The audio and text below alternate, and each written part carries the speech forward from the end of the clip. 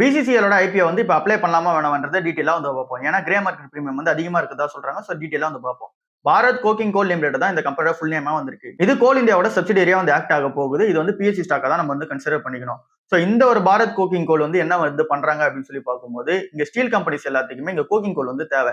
So அதை வந்து இந்த கம்பெனி வந்து ஜென்ரேட் பண்ணி கொடுப்பாங்க. இங்க ஸ்டீல் கம்பெனிஸ் அப்புறம் இண்டஸ்ட்ரீஸை பொறுத்தவரை இங்க அந்த கோக்கிங் கோல்ன்றது ரொம்ப தேவை. அப்புறம் இங்க வாஷ்டு கோல்னு சொல்லிட்டு ஒண்ணு இருக்கு. அதுவுமே இந்த ஸ்டீல் கம்பெனிஸ் எல்லாம் தயாரிச்சு கொடுத்துட்டு இருக்காங்க இந்த பிசிசிஎல் நிறுவனம். So இந்த நிறுவனத்தோட இந்த பிசினஸ் வந்து கொஞ்சம் சோன்ஃபுல்லான பிசினஸ் தான் வந்திருக்கு. என்ன ரீசனால அப்படின்னா இந்தியா வந்து இன்னும் இந்த கோக்கிங் கோல் வந்து அதிகமா இம்போர்ட் தான் வந்து பண்ணிட்டு இருக்காங்க. சோ அந்த பிசினஸ் உள்ளவே இந்த கம்பெனி இருக்கிற ரீசனால அதிகமான டிபெண்டன்ஸ் வந்து இருக்கு ஸ்டீல் கம்பெனிஸ்க்கு. சோ அதை வந்து இந்த நிறுவனமே வந்து கொடுத்துட்டு இருக்காங்க.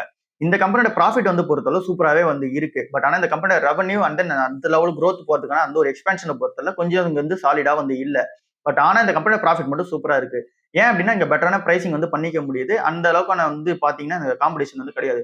அதனால பெட்டரான பிரைசிங் வந்து பண்ணிக்க முடியாது. பட் ஆனா ரெவன்யூ பெருசா வந்து growth கிடையாது. ஃபாஸ்ட் growing வந்து இருக்கான்னு கேட்டீங்கன்னா அந்த அளவுக்கு கிடையாது. பட் ஆனா ப்ராஃபிட் வந்து சூப்பராகவே வந்து இருக்கு. இந்த கம்பெனியோட வேல்யூஷன்ஸை பொறுத்தல 8.6 தான் பிரைஸ் ஏர்னிங்ஸா வந்து இருக்கு. ஸோ இந்த பிரைஸுக்கு ஒரு டீசென்டா தான் வந்து இருக்கு.